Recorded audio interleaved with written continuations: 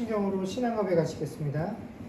전능하사 천지를 만드신 하나님 아버지를 내가 믿사오며 그 외아들 우리 주 예수 그리스도를 믿사오니 이는 성령으로 잉태하사 동정녀 마리아에게 나시고 본디오 빌라도에게 고난을 받으사 십자가에 못 박혀 죽으시고 장사한 지 사흘 만에 죽은 자 가운데서 다시 살아나시며 하늘에 오르사 전능하신 하나님 우편에 앉아 계시다가 저리로서 산자와 죽은 자를 심판하러 오시리라. 성령을 믿사오며 거룩한 공예와 성도가 서로 교통하는 것과 죄를 사하여 주시는 것과 몸이 다시 사는 것과 영원히 사는 것을 믿사옵나이다. 아멘. 이따가 자리 앉으시고 찬송가 338장 찬양하겠습니다.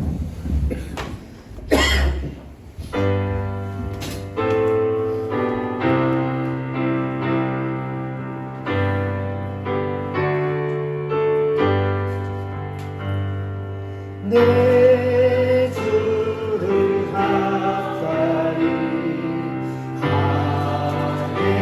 하게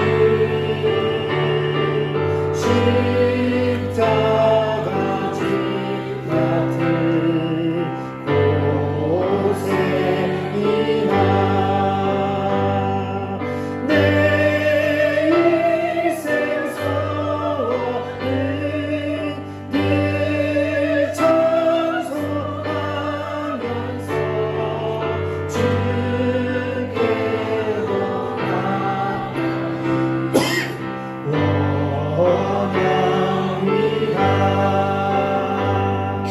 내 고생하는 것 옛야고기 돌베개 내고자 갔습니다.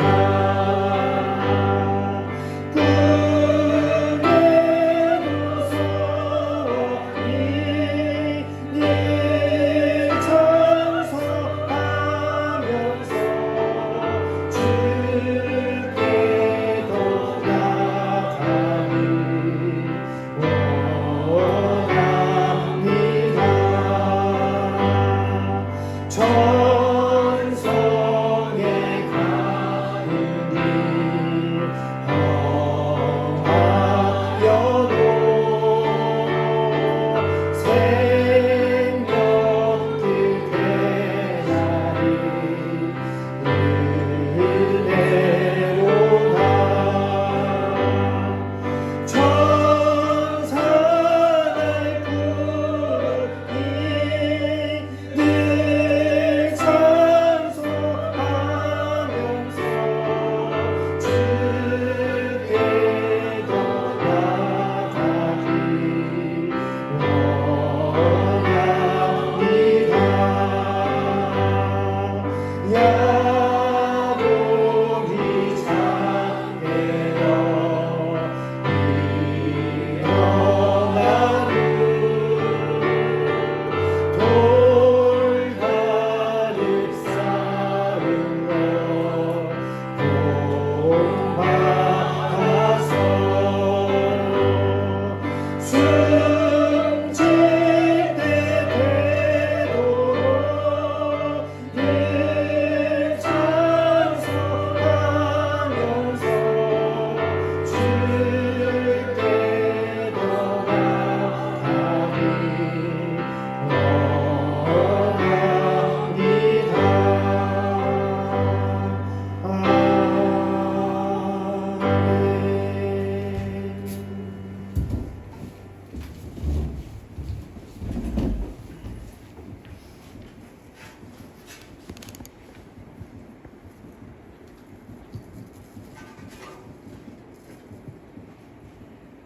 사랑의 주님, 지난 시간 동안도 주님의 불꽃 같은 눈동자로 저희들을 지켜 보호해 주셨다가 오늘 주의 날에 이렇게 한자리로 불러 모아 주시사 영과 진리로 주님께 예배 드릴 수 있게 해주심에 감사를 드립니다.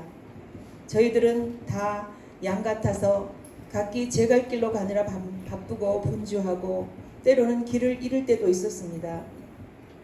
그러나 한 영혼도 포기하거나 버려두지 아니하시는 아버지의 우리들 한 영혼을 향한 사랑으로 말미암아 실족하지 아니하며 때를 따라 돕는 은혜를 얻고 은혜의 보좌 앞에 담대히 나갈 수 있음에 감사를 드립니다. 마지막 때를 향하여 달려가는 이 시대는 악함과 무정함과 사랑 없음으로 세상이 가득합니다. 그러나 저희들은 복 있는 사람들로서 악인들의 꾀를 쫓지 아니하고 죄인들의 길에 서지 아니하며 오만한 자들의 자리에 앉지 아니하고 오직 여호와의 율법을 즐거워하며 그의 율법을 주야로 묵상하는 그러한 삶을 살기를 간절히 소망합니다. 주여 도와주실 것을 믿고 감사드립니다. 저희 주님의 교회가 교회의 머리이신 주님을 따라 함께 지어져 가는 그러한 교회가 되어지기를 간절히 원합니다. 오늘의 말씀을 전하실 정갑훈 목사님을 축복하여 주시사 영육의 강건함으로 지켜주시며 맡기신 사역들을 감사와 기쁨으로 평강 가운데 담당하실 수 있도록 늘 도와주시기를 원합니다. 오늘도 증거되는 말씀들이 살아서 역사하며 듣는 우리들의 영과 혼과 및 관절과 골수를 찔러 쪼개는 말씀들이 되어서 우리들의 믿음의 성숙과 회복이 이루어지는 그런 시간들이 되어지기를 간절히 소망합니다. 이 시간 저희 교회들의 삶 가운데 주인으로 오셔서 모든 것을 합력하여 선을 이루어 주실 것을 믿고 먼저 정보사님의 치료 일정이 훌륭하신 의료진들을 통하여 주님의 때에 주님의 방법으로 건강을 회복하여서 주님을 온 마음과 몸으로 섬길 수 있는 시간들을 허락해 주시기를 간절히 원합니다. 육신의 연약함으로 고생하는 교우들의 건강 회복과 교우들의 사업장의 운영과 각 가정의 경제적인 안정을 원하오며 교우들의 삶이 고난 가운데 지혜를 구하며 하나님과의 관계가 바로 설 수 있기를 원합니다. 이 시간 또한 저희들에게 허락하신 자녀들의 영적인 성장과 그를 위한 환경의 개선이 이루어지기를 원합니다. 악한 시대 가운데 주님의 공급하시는 능력으로 믿음의 가치관을 가진 세상을 이기는 그런 하나님의 자녀들로 키워주실 것을 믿고 간절히 원합니다. 오늘도 이 모든 예배를 주께 의탁하오며 이 모든 말씀을 우리를 위해 십자가에서 못 박혀 죽으신 예수 그리스도 이름으로 감사하며 기도드렸습니다. 아멘.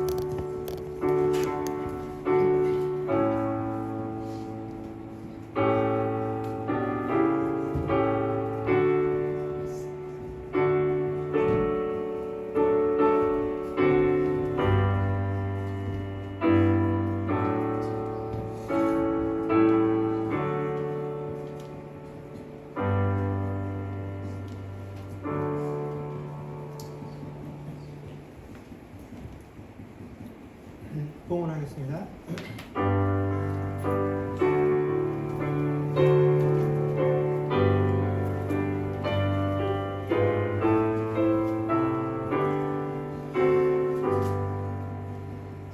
기도하겠습니다.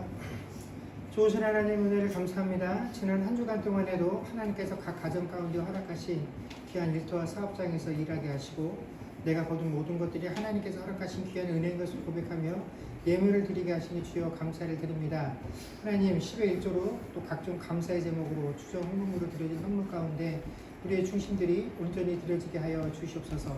이제 무더웠던 여름들이 끝나가고 아버지 하나님 그 긴 여름 동안에 무더운 여름 동안에도 하나님께서 늘 건강함으로 육신의 강건함으로 저희들과 함께 하셔서 아버지 하나님 그 우리에게 주어진 일터와 사업장의 일함을 온전히 감당케 하여 주시니 주여 감사를 드립니다.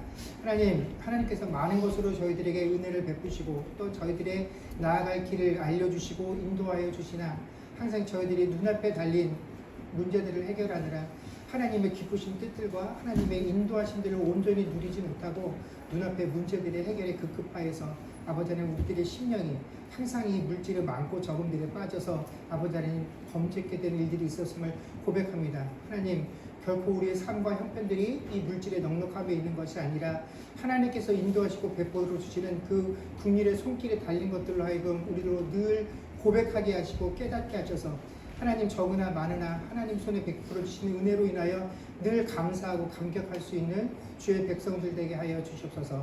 하나님, 그러기 위해서는 우리에게 주어진 모든 환경과 사업장들이 단순히 우리에게 필요한 물질들을 얻는 수단이 아니라 하나님, 내가 그곳에서 얼마나 하나님의 자녀다움들을 드러낼 수 있는 것들을 통하여 아버지는 내가 얻을 수 있는 물질보다 더 큰 것들을 내가 얻으며 더 큰 것들을 세상에 심는 것임을 우리로 하여금 늘 기억해 하셔서 하나님, 물질이 아닌 하나님의 뜻에 순종하며 나아가는 주의 백성들 되게 하여 주시옵소서. 이곳에 정착하며 아버지는 새로운 사업과 진로를 모색하는 많은 가정들이 있습니다. 하나님, 그들의 계획과 준비 가운데 함께 하셔서 아버지 하나님, 선하고 아름다운 열매들을 통하여 하나님께 영광 돌릴 수 있는 지체들이 되어지게 하여 주시옵소서. 특별히 육신이 연약한 지체들, 우리 정충자 권사님, 아버지 지난 한 주간에 육신이 많이 연약하여져서 아버지 하나님, 오늘 이렇게 함께 예배드리지 못합니다. 하나님, 모든 형편과 처지를 주님께서 잘 아시고 오랜 시간 동안 하나님 필요한 때에 따라 돕는 하나님의 은혜 손길들을 통하여 아버지 하나님 치료의 손길들을 더하시고 회복의 손길을 더하셨던 것처럼 하나님, 이 순간에도 하나님께서 함께 하심의 은혜들이 아버지 하나님, 우리 육신의 연약함보다 더 크게 우리 권사님의 삶 가운데 임하게 하셔서 하나님, 이 피곤하고 지친 육신의 연약함 가운데서도 늘 하나님께서 공급하시는 그 은혜로 인하여 하나님께 감사와 영광을 돌릴 수 있는 시간들이 되게 하여 주옵소서. 옆에서 돕고 돌보는 가족들과 아버지는 함께 기도하는 모든 교우들과 또 아버지는 우리 권사님뿐만 아니라 육신의 연약함들로 인하여 고통받으며 하나님께 기도하는 모든 주의 백성들에게 하나님께서 동일한 은혜로 함께하여 주시며 오늘도 피치 못할 형편들과 이유들로 인하여 함께하지 못하는 많은 지체들을 주님께서 기억하시고 어디에 있든지 동일한 은혜로 함께하여 주시기를 소망하며 우리 주 예수님 이름으로 기도드립니다. 아멘. 교회 소식 전하겠습니다.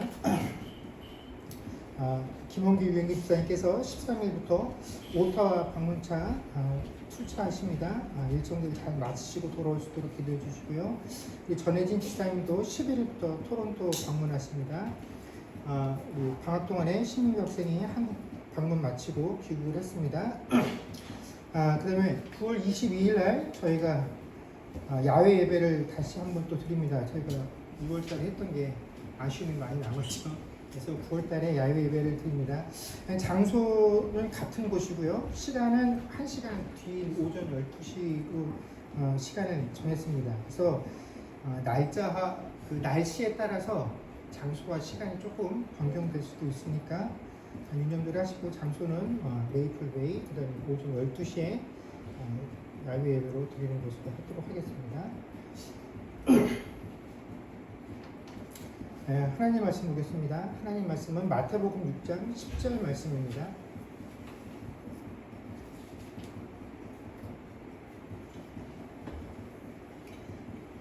마태복음 6장 10절 말씀을 저희가 한 절이기 때문에 같이 읽도록 하겠습니다. 읽겠습니다. 시작. 나라가 임하시오며 뜻이 하늘에서 이루어진 것 같이 땅에서도 이루어지리이다. 아멘. 지난주에 저희가 그 10절 전반절 나라가 임하시오며 라고 하는 부분까지 살펴보았습니다. 그래서 오늘은 그 10절 후반절인 뜻이 하늘에서 이루어진 것 같이 땅에서도 이루어지리다 라는 이 부분을 가지고 함께 말씀을 살펴보려고 합니다. 그럼 대한민국에 이 말씀을 하면서 3대 거짓말이라는 걸 이렇게 인터넷에 찾아봤더니 3대 거짓말이 엄청 많더라고요. 근데 이제 대표적으로 대한민국에서 뻔하게 사용되어지는 3대 거짓말인데 뭔지 짐작해도 아마 잘 하실 수 있을 겁니다. 첫 번째는 연세 많은 어르신들께서 내가 빨리 죽어야지 하는 이 말. 그다음에 두 번째는 노처녀들이 시집가기 싫다고 하는 말. 그다음에 세 번째는 뭐였습니까? 장사하는 분들이 이거 미치면서 파는 거라고 하는 이게 대한민국에 있는 3대 거짓말이라고 합니다. 근데 저는 사실 이 세 가지는 거짓말이라기보다는 사람들이 자기가 실제로 바라고 원하는 것을 솔직하게 표현하지 못해서 이것들을 애둘려 표현하는, 내가 진짜로 바라는 것들과 반대로 표현하는 그 사람들의 심리를 빗댄 표현이 아닐까 이렇게 생각을 합니다. 그래서 사람들이 가지고 이런 심리들, 내가 실제로 바라고 원하고 이루고 싶은 것들과 이 반대로 표현하는 심리가 우리 신앙에서 드러나게 되고, 특히 기도 생활하는 가운데 이런 우리의 심리들이 반영이 되는데, 바로 그런 부분이 이 뜻이 하늘에서 이루어진 것 같이 땅에서도 이루어지리이다라는 이 고백이 아닐까 생각을 합니다. 여러분, 이 구절은 말 그대로 하나님 뜻에 대하여 우리가 무조건적인 동의를 표현하는 구절입니다. 하나님, 내 뜻과는 상관없이 하나님 뜻이 무조건 이루어지기를 원합니다라는 것이 바로 이 구절의 고백이죠. 근데 사실 우리가 하나님께 기도할 때 이렇게 기도합니까? 하나님, 제 뜻은 중요하지 않아요. 제가 원하고 바라는 것들이 있지만 제 뜻은 하나님 안 이루어 주셔도 괜찮습니다. 무조건 하나님 뜻이 이루어지길 원합니다 라고 기도하지는 않는다라는 것이죠. 그럼 우리가 기도와 관련된 전통적인 가르침들을 한번 떠올려 보게 되면 우리는 옛날에 하나님께 부르짖기만 하면 하나님께서 무슨 기도든지 우리가 원하는 거 다 들어주신다라고 하는 그런 가르침으로부터 시작을 했습니다. 그래서 내가 만약 원하고 바라는 것들을 기도했음에도 불구하고 받지 못하면 그건 우리가 하나님께 제대로 기도하지 못했기 때문이다. 당신과 하나님 사이에 뭔가 죄의 문제들이 막혀 있기 때문에 그 죄 때문에 하나님께서 여러분의 기도를 들어주지 아니하시는 것이다. 그래서 여러분이 원하는 것들을 받지 못한 것은 100% 기도하는 사람의 잘못이다. 하나님에게는 아무 잘못이 없다. 하나님은 여러분이 기도하는 걸 들어주고 싶어 하신다라는 것이 기도와 관련된 우리들의 가르침이었습니다. 그런데 그런 가르침에서 요즘은 좀 벗어나서 어떻게 배우냐면 최소한 기독교에서 행하는 기도는 타 종교에서의 그 기도와는 다르게 기복신앙에 기반을 둔 기도가 되어서는 안 된다라는 것입니다. 우리가 하나님께 무조건 내가 원하고 내가 바라는 것들을 구하면서 하나님 이렇게 성공하고 형통하고 싶어요 라고 하는 이런 간구, 이런 기도들은 하나님께서 기뻐하시지 않는다라고 이제 우리가 배우기 시작했다라는 것입니다. 이런 기도를 벗어나야 한다. 그리고 우리가 하나님께 그렇기 때문에 기도할 때 하나님께서 우리가 원하는 것에 대해서 무조건 예스라고 하는 것, 내가 원하는 것을 받는 것만이 하나님께 응답을 받은 것이 아니라 때로는 하나님께서 우리에게 노라고 하시는 것도, 주지 아니하시는 것도 하나님의 응답이고, 또 주시긴 주시겠지만 더 우리에게 더 많은 인내와 기도의 시간들을 요구하시는 그 기다림도 하나님께서 우리에게 응답해 주시는 응답의 한 방법이다라고 우리가 이제는 생각하고 배우고 나누는 그런 수준에까지 이르게 되었다라는 것입니다. 그러나 여전히 하나님께 기도하고 있는 사람들의 가장 기본적인 바람은 내가 원하는 것, 내가 뜻하는 것, 이 내 뜻이, 내가 원하는 것들이 이루어지고 얻는 것이 우리 기도하는 가장 1차적인 목적이다라는 것입니다.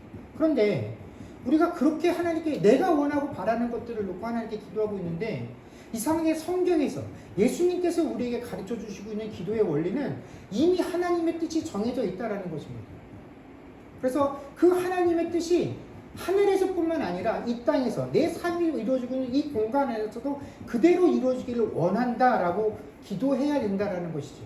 자, 그렇다면 이미 하나님 뜻이 정해져 있고 우리는 그저 그 뜻이 이루어지기만을 간구해야 한다라고 한다면 우리가 굳이 하나님께 기도할 필요가 있겠느냐 하는 것입니다. 무조건 하나님 뜻대로 이루어질 것이면 우리가 기도할 의미가 없다라는 것이죠. 그래서 이런 말씀을 대하고 있노라면 우리가 기도해야 되는 게 맞나? 내가 기도할 필요가 있나? 이 기도라는 것 자체에 대해서 우리가 회의감을 갖게 된다라는 것이죠. 그러면서도 우리의 입술로는 다른 사람들의 시선을 의식해서 내가 그래도 교회 다닌 지가 몇 년이고 그래도 목사고 장로고 권사인데 다른 사람들이 내가 어떻게 기도하는지 듣는데 그래도 내가 다른 사람들 보는 것 앞에서는 내가 바라는 것이 아니라 하나님의 뜻이 이 땅에서 이루어지기를 원한다라고 기도해야 하지 않나. 주님께서 주기도문을 통해서 이렇게 기도하라고 가르쳐 주셨으니 나는 그렇지 않지만 다른 사람들의 시선을 의식해서라도 마지못해 이 기도문의 내용들을 암송하는 경우들이 훨씬 더 많다라는 것입니다. 자, 그렇다면 여러분, 정말 하나님께서 이 세상을 향한 하나님의 뜻이 분명히 정해져 있기 때문에 그 하나님의 뜻과 계획이라는 것이 우리의 의사와에는 전혀 영향을 받지 않고 하나님의 뜻대로 무조건 다 행해지는 것이라고 한다면 왜 예수님께서는 굳이 제자들에게 이렇게 기도하라고 가르쳐 주신 것일까요? 예수님께서 오늘 이런 구절을 우리에게 가르쳐 주시고 너희는 이렇게 기도하시다라고 하는 이 기도문을 우리가 이해하기 위해서는 먼저 하나님의 뜻이라는 것에 대해서 깊이 생각해 볼 필요가 있다는 것입니다. 그럼 우리가 하나님의 뜻이라는 것을 논할 때 하나님의 뜻을 찾는다라고 말할 때 우리는 이 하나님의 뜻을 어떤 식으로 이해를 하냐면 하나님께서 감추어 놓으신 보물을 찾는 것이다라고 생각들을 한다라는 것이죠. 그래서 우리가 신앙생활을 하면서 내가 하나님의 뜻을 잘 찾으면 내 인생에 대박이 나지만 하나님은 어떻게 해서라도 이 하나님의 뜻을 우리에게 들키지 않기 위해서 그것들을 꼭꼭 숨겨 놓으시는 것 같다라고 생각들을 합니다. 그리고 그렇다 보니까 우리는 그 꼭꼭 숨겨진 하나님의 뜻을, 분명한 뜻을 찾기 위해서 애를 쓰고 여기저기 돌아다니면서 그 하나님의 뜻이 무엇인지를 두드리고 찾으려고 하는데 매번 허탕을 치는 경우가 훨씬 더 많은 이 까다로운 하나님과 우리 사이의 숨바꼭질을 하나님의 뜻을 찾는 것이다 라고 생각들을 한다는 것이죠. 그래서 하나님의 뜻이 뭔지 모르겠어, 하나님 뜻 알기가 참 어려워 라고 우리가 고백을 한다는 것입니다. 그러나 하나님의 뜻은 그런 것이 아니다라는 것입니다. 여러분, 우리가 통상 신학적으로 하나님의 뜻이라는 것을 우리가 얘기할 때 크게 두 가지 의미로 해석을 합니다. 하나는 나타난 뜻이 있고 하나는 숨겨진 뜻이 있다라고 우리가 이렇게 분류를 합니다. 여기서 나타난 하나님의 뜻이다라는 것은 우리가 가지고 있는 성경을 통해서 하나님께서 우리에게 말씀해 주신 하나님의 계시로서 그 뜻과 의미가 분명하고 우리가 헷갈릴 것들이 없는 것이다라는 것이죠.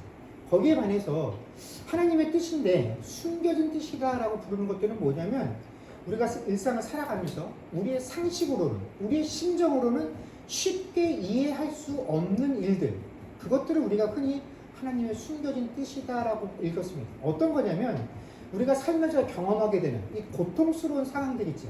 그래서 내가 살면서 왜 이런 일이 나에게 생겼지? 왜 하나님께서 나에게 이런 상황을 허락하셨지?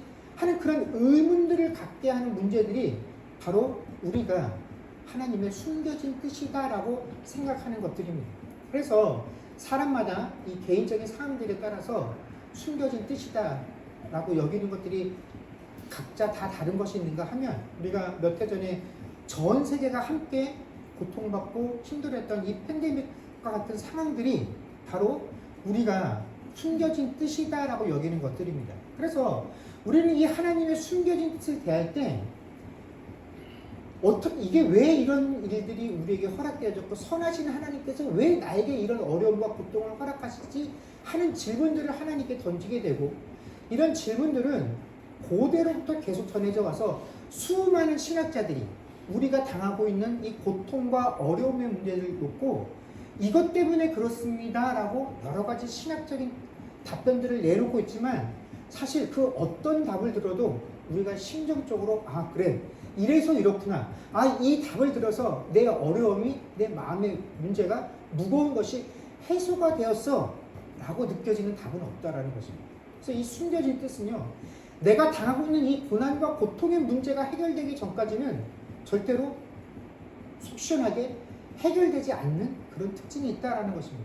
그런데 이 숨겨진 하나님의 뜻과 드러난 하나님의 뜻, 이것들을 대면하면서도 진짜 문제가 어디냐면 우리의 관심이, 우리의 신앙의 포커스가 이 하나님의 숨겨진 뜻이 무엇이냐를 찾는 것에 집중되어져서 정작 분명하게 드러나 있는 이 하나님의 나타난 뜻의 의미들을 제대로 알고 거기에 순종하는 삶을 살아가는 것에 대해서 너무 소홀하게 여긴다라는 것이 우리 신앙의 문제다라는 것이죠. 그래서 왜 이런 일들이 나에게 생겼지? 왜 이런 일들이 우리 공동체에게 생겼지? 왜 우리 사회가 이런 문제들을 겪고 있지? 하는 그 뜻을 찾으려는 것은 뭔가 좀 더 영적이고 고급스러운 신앙생활을 하는 것 같다라고 생각을 하고, 이미 하나님께서 성경 말씀을 통해서 우리에게 분명하게 행하라, 하지 말라 라고 말씀해 주신 이것들을 우리가 제대로 알고 배우고 이것들을 지키려는 이 신앙 행위를 초보적이고 기초적인 것으로 치부한다라는 것이죠.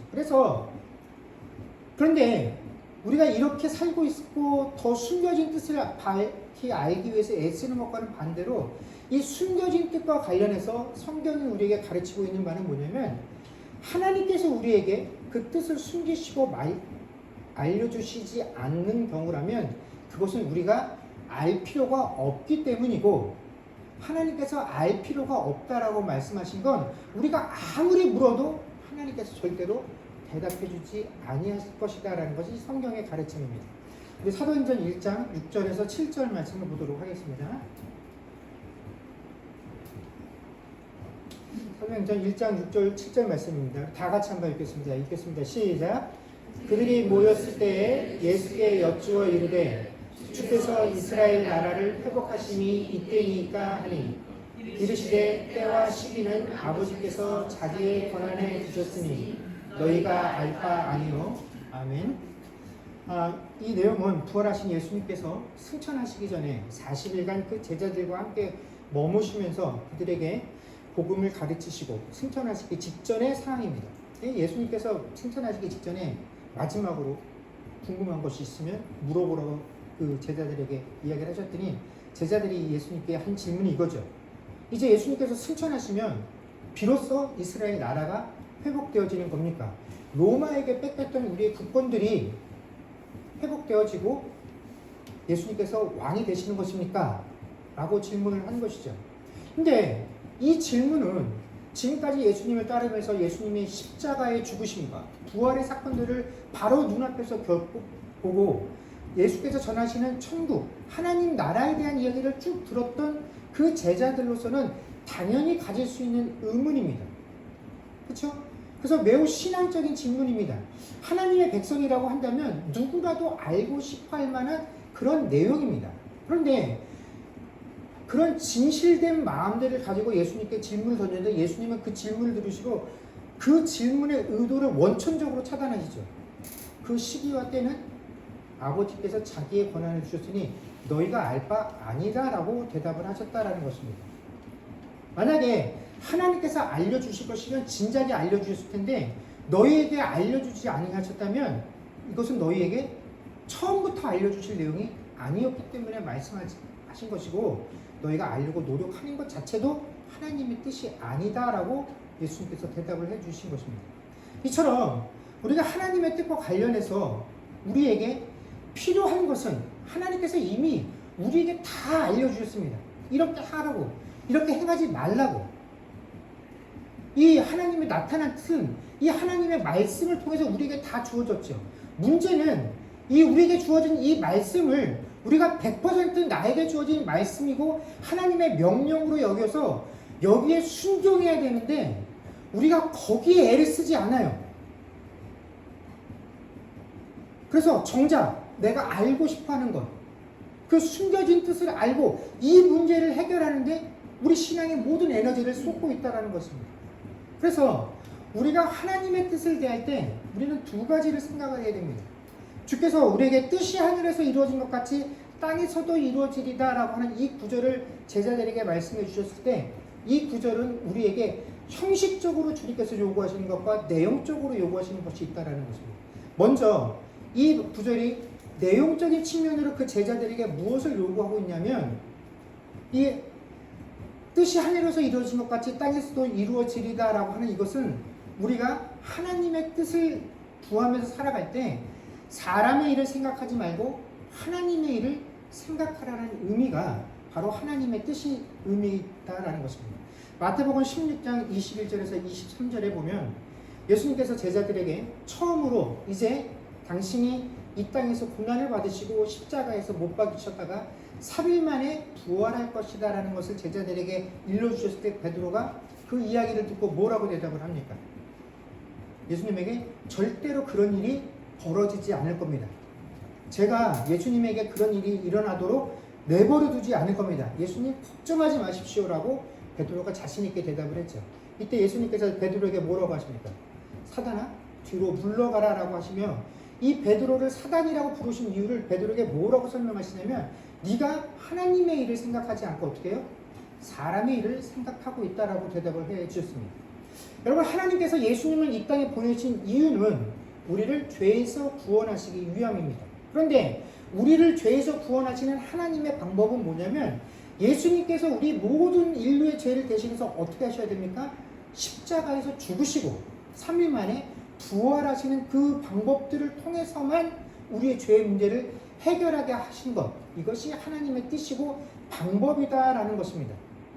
그래서 그 하나님의 뜻과 방법을 예수님께서 그 제자들에게 이렇게 해야 된다라고 해주는데 이 예수님을 통해서 이스라엘의 나라가 회복되어지고 예수님께서 이스라엘의 왕이 되실 것이다 라고 기대하고 바라고 있었던 베드로를 포함한 제자들은 예수님이 죽으면 어떻게 됩니까? 자기들의 기대와 자신들의 욕구가 이루어지지 않기 때문에 그런 일이 이루어지도록 자기가 그렇게 용납하지 않겠다라고 이야기를 한 것입니다. 여러분, 우리가 인간적인 견지에서 스승과 제자의 입장에서 보면 스승이 내가 그렇게 해서 죽어야 된다라고 얘기할 때 제자들이 스승님을 말리면서 당신이 우리의 스승님이 그런 일 당하지 않도록 제가 어떻게 해서든지 그 일을 막겠습니다. 걱정하지 마십시오 스승님이라고 말해주면 인간적인 견지에서는 너무나 그게 고맙고 감사하죠. 우리는 제자가 스승을 위해서 그렇게 말하는 것에 대해서 누구도 잘못되었다라고 이야기하지 않을 것입니다.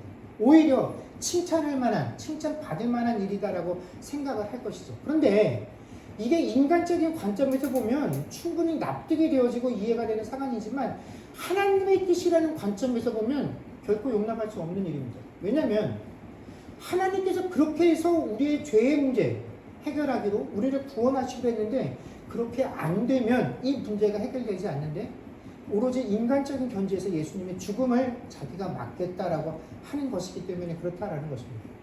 여러분, 오늘날에도 마찬가지입니다. 우리가 하나님의 백성인 우리가, 신자인 우리가 신앙생활하면서 끊임없이 하나님의 뜻과 계획을 언급을 합니다. 그래서 나를 통하여 나의 신앙과 나의 믿음들을 통해서 하나님의 뜻과 계획들이 이루어지는 그런 삶 살기를 원한다고 고백을 하고 기도를 하지만 정작 그 하나님의 뜻과 계획이 맞느냐 아니냐를 판단하는 기준이 하나님의 관점이 아니라 늘 누구의 관점입니까? 인간의 관점.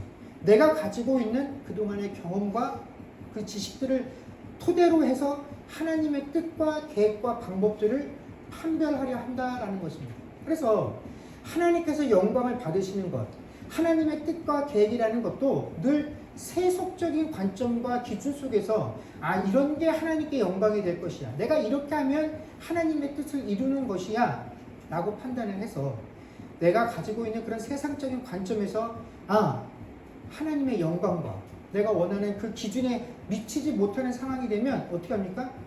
내가 가지고 있는 모든 수단과 방법을 동원해서라도 내가 원하는 그것을 이루어내는 것, 그럴 때 하나님께서 영광을 받으시고 기뻐할 것이다 라고 우리가 행동하기 때문에 그 과정 가운데 분명하게 드러난 하나님의 뜻에 불순종하는 경우들이 종종 생긴다는 것입니다.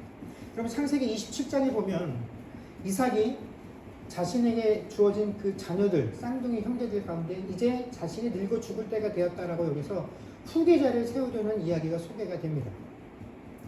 나이가 많아져서 이제 죽을 날이 얼마 남지 않았다라는 것을 느낀 이삭이 큰아들 에서를 부르죠. 그래서 자신을 위하여 사냥을 해서 음식을 나에게 대접해주면 내가 그 음식을 먹고 너에게 축복해 주겠다라고 이야기를 합니다. 그래서 에서가 이 이야기를 듣고 아버지에게 대접할 음식을 사냥하러 나갑니다. 그런데 이 이야기를 누가 몰래 엿듣습니까? 부인 리브가가 듣죠.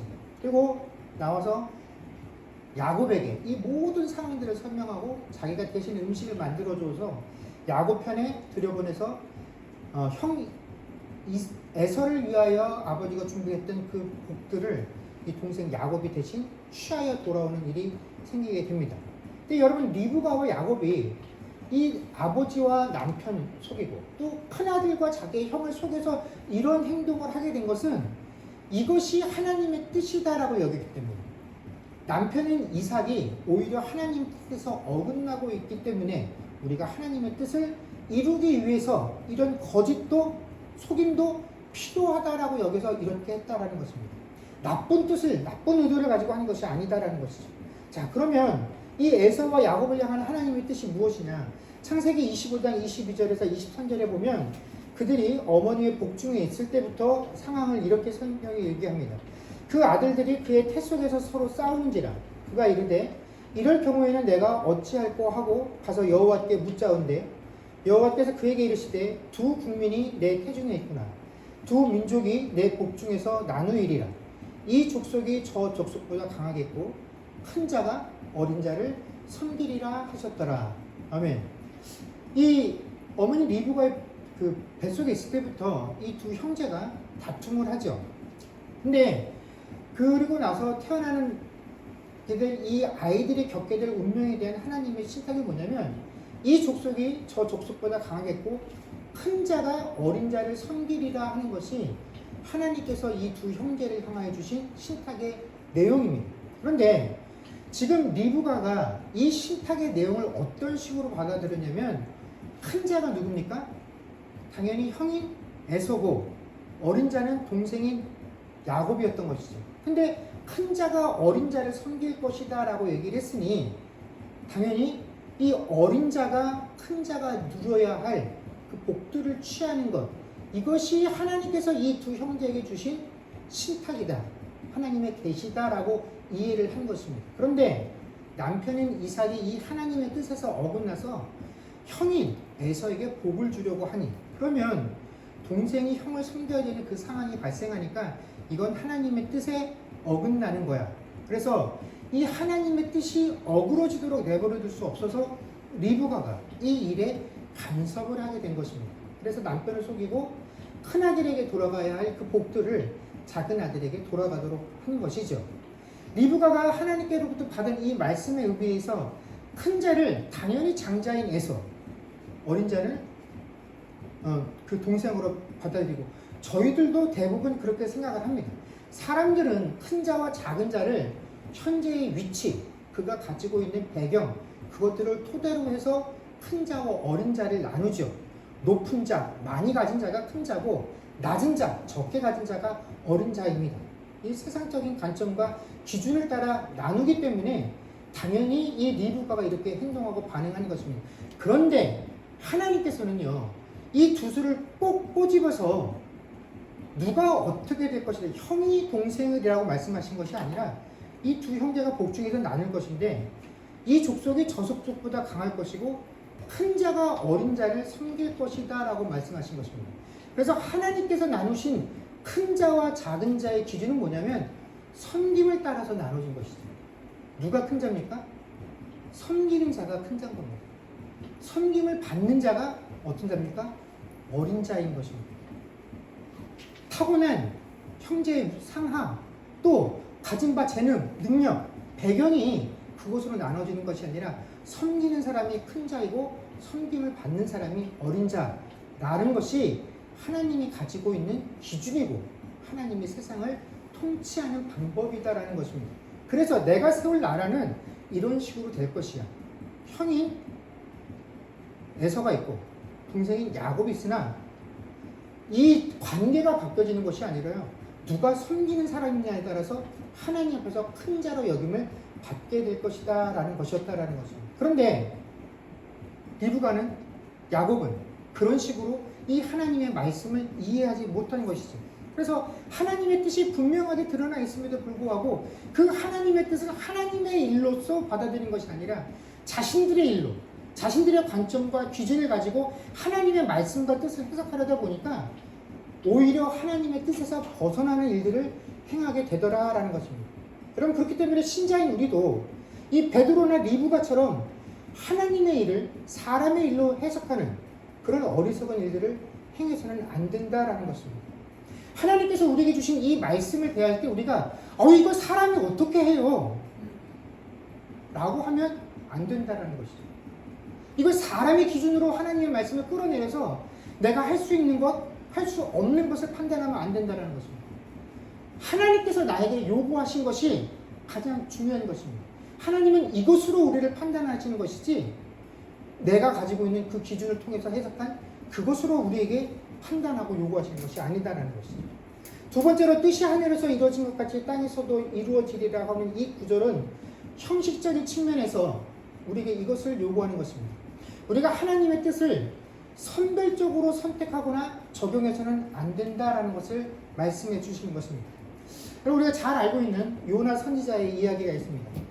하나님께서 이 요나 선지자에게 그가 속해 있었던 조국 이스라엘과 적대 관계에 있었던 아수르라는 나라에, 그 나라의 수도가 니느웨였는데 그 니느웨로 가서 하나님께서 너희들에게 진노하셨으니 회개하라고, 그래서 하나님의 이 진노로부터 구원을 받으라라는 이 내용을 이 요나 선지자에게 가서 전하라라고 명령을 하십니다.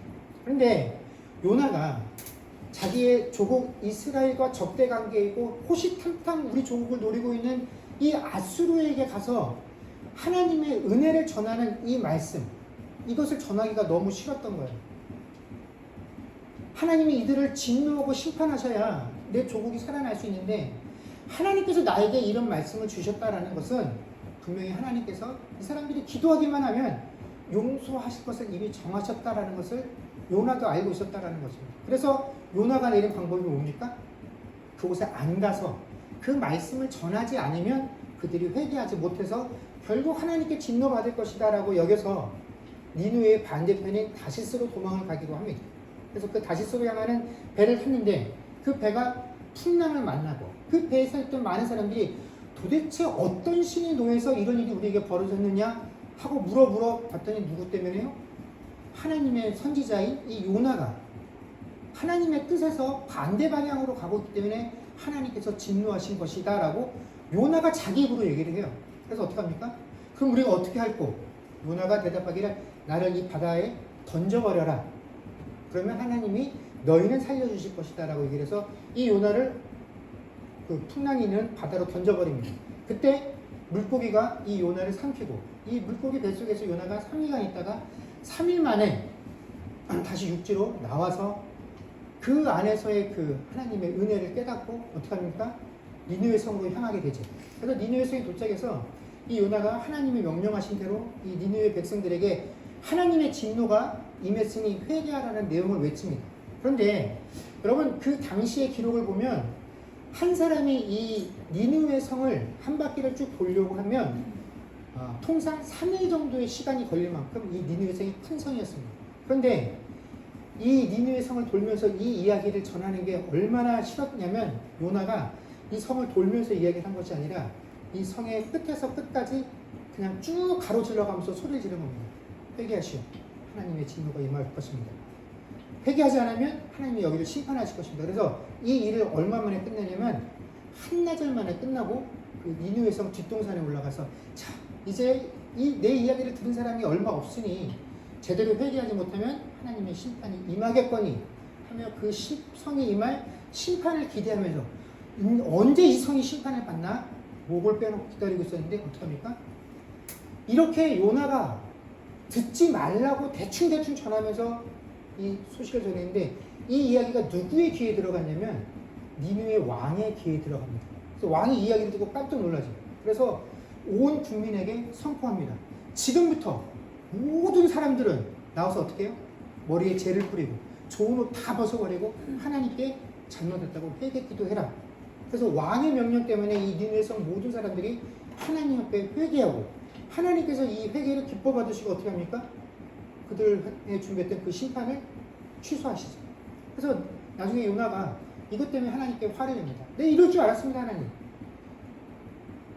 그러면서 하나님에게 어떻게 당신의 백성인 이스라엘을 이렇게 위협하고 힘들게 하는 이 사람들에게도 하나님은 은혜를 베푸십니까? 하며 하나님을 원망하죠. 여러분, 자, 이 상황 가운데서 하나님의 백성이요, 그 백성에게 하나님 말씀을 전하는 이 요나와 하나님의 백성에게 대적인 이 아수르의 민족 중에서 과연 누가 진짜 하나님의 원수이겠습니까? 이방인이 니느웨 백성들이겠습니까? 아닙니다. 하나님의 원수는 하나님의 뜻에 불순종하는 자가 하나님의 원수입니다. 하나님이 계획하고 뜻하는 그 하나님의 뜻이 이 땅 가운데서 이루어지지 않도록 그 뜻이 이루어지는 것을 꺼리고 반대하는 사람이 하나님의 원수지요. 여러분 요나가 어떻게 했습니까? 자신의 조국을 위협하는 이 아수르의 위협으로부터 하나님 어떻게든지 내 조국, 내 나라를 좀 구원해 주십시오. 보호해 주십시오. 우리가 하나님 앞에 다 잘하지는 못했지만 그래도 하나님께서 택한 백성이니 우리가 죄인자가 있다고 한다면 용서하시고 하나님 우리를 향해서 하나님의 구원의 은혜의 손길들을 베풀어 주십시오라고 날마다 기도하며 간구하지 않았겠습니까?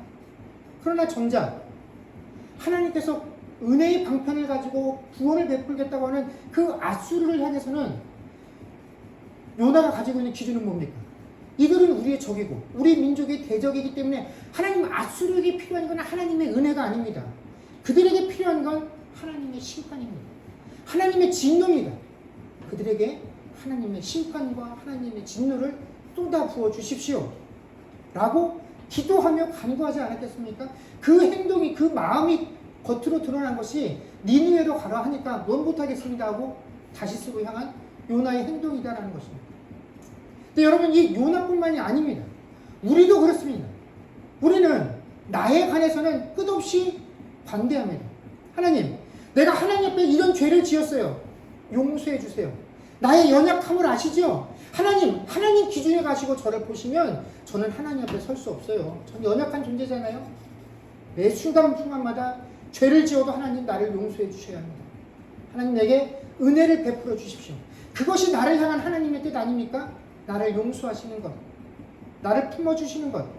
그런데 나를 향해서는 그렇게 관대한데 그 외에는 저 사람에게는, 이 환경에게는, 저 형제에게는, 저 자매에게는 하나님의 은혜보다는, 하나님의 자비보다는 하나님의 공의가 저 사람에게 필요합니다. 하나님 심판의 잣대로 그에게 들이미셔서 하나님 그가 깨닫게 해주십시오. 그가 정신 차리게 해주십시오. 이것이 그를 향한 하나님의 뜻입니다 라고 우리는 생각한다는 것입니다. 여러분, 그럼 우리 큰 착각해서는 안 됩니다. 여러분, 마지막 날에 하나님의 심판 때에는 불신자들만 서는 것이 아닙니다. 신자인 우리도 하나님의 심판대 앞에 설 것입니다. 그때 그 하나님의 심판대로부터 자유로울 수 있는 사람은 오직 십자가의 공로, 그 하나님의 은혜를 아는 자들, 그것을 덧입은 자들만이 그 심판에서 벗어날 수 있다는 것이죠. 여러분, 신자에게만 은혜가 넘치고 불신자에게는 오직 심판이 임하는 것이 아니다라는 거죠. 여러분, 신자와 불신자의 차이는 뭡니까? 은혜도 심판도 하나님께 속한 것이다라는 것을 알고 그 하나님의 뜻이 이루어지기를 원하는 것, 이것이 신자의 모습이다라는 것입니다. 그 하나님의 뜻이, 밝혀진 하나님의 뜻에 하나님 제가 순종하며 나아가겠습니다 라고 고백을 하고 실제로 그렇게 사는 것이 신자인 것입니다. 그것을 모르면 다 불신자인 것이죠. 요나와 다를 것이 없다라는 거죠. 여러분, 우리가 이 땅을 살아가면서 우리의 삶 속에 수없이 많은, 하나님 왜 저에게 이런 환경과 이런 상황을 허락하셨습니까? 왜 저에게 남들은 겪지 않고 경험해보지 못하는 이런 고난과 어려움들을 주십니까? 하는 것들이 있습니다. 여러분, 이거의 답 정말 잘 안 풀립니다. 아무리 고민하고 근심하고 책을 뒤지고 나보다 더 뛰어난 신학자들에게 간구하고 목사에게 물어봐도 그들의 답을 들어도 그들의 답 속에서 내가 위안과 평안을 얻기가 힘들어요.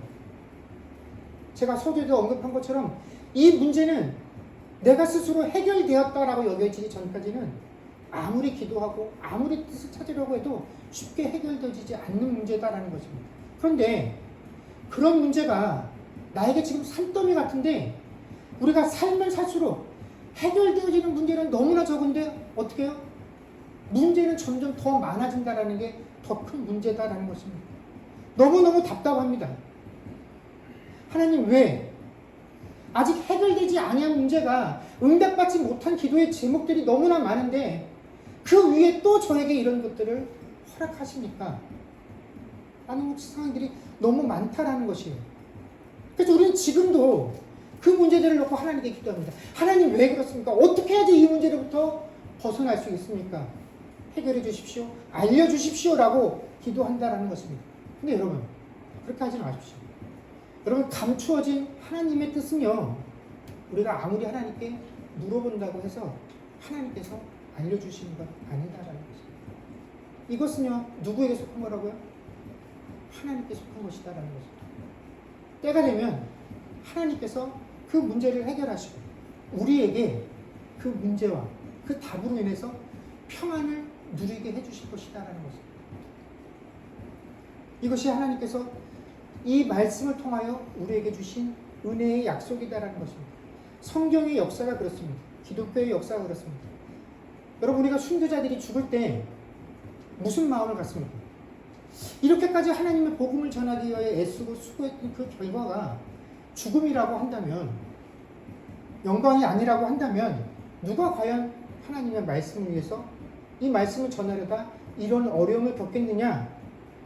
그 순간에 누구라도 다 의문을 가질 수 있지만 기독교의 역사는 그들의 죽음이 결코 헛되지 않았다라고 이야기를 합니다.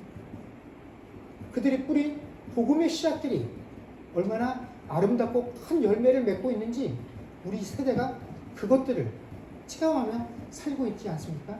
여러분, 신자의 믿음이라는 것은 숨겨진 그 뜻을 찾기 위해서 그 비밀을 풀어내기 위해서 애쓰는 것이 아니라, 하나님, 제가 그 뜻을 다 이해하지 못한다라고 할지라도, 다 그것으로 인하여 내 마음이 평안을 누리지 못한다라고 할지라도 그것이 하나님의 뜻이라고 한다면 그 하나님의 뜻이 하늘에서 이루어진 것 같이 땅에서도 내 삶 가운데서도 이루어지기를 원합니다라고 기도하는 것이, 사랑하는 성도 여러분, 우리의 믿음이 되어야 한다라는 것입니다.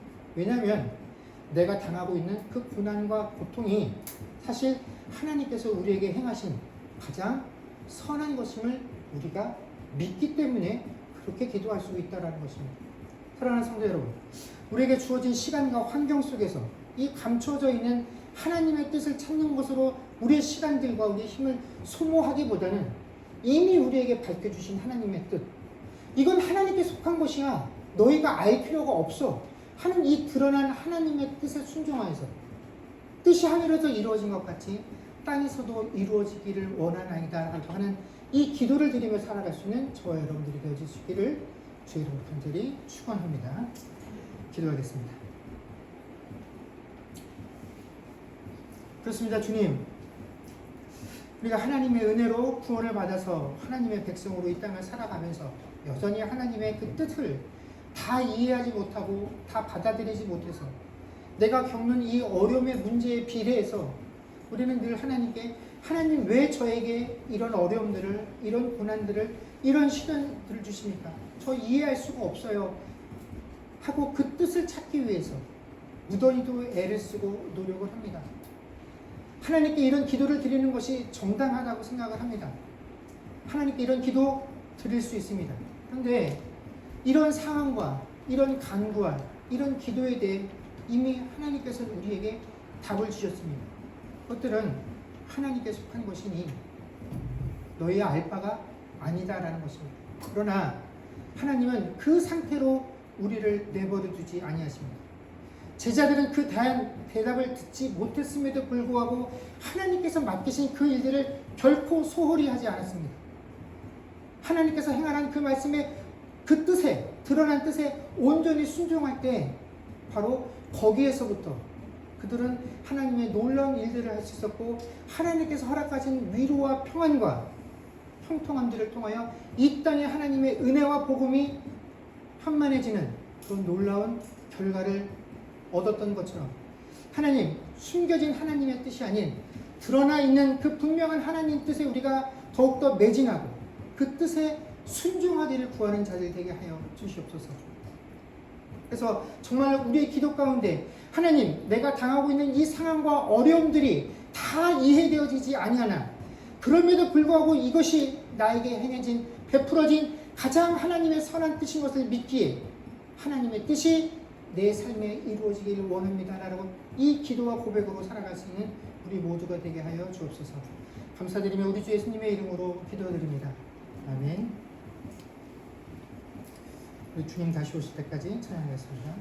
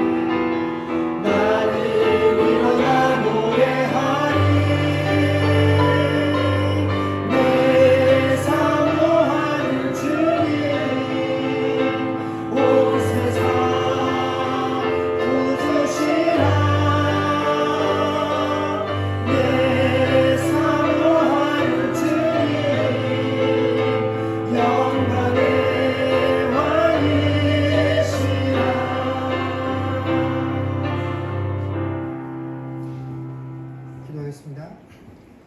지금은 우리 주 예수 그리스도의 은혜와 하나님 아버지의 크신 사랑과 성령님의 교통하심과 충만케 하는 역사가 이제 내가 다 이해할 수 없는 상황 가운데서라도 내게 허락되어진 모든 그 하나님의 뜻이 가장 선한 것을 믿고 그 뜻이 내 삶 가운데 이루어지기를 고백하는 주의 백성들과 그들의 가정과 사업과 자녀들과 미래와 이 교회 위에 이제로부터 영원토록 함께 있을지어다. 아멘.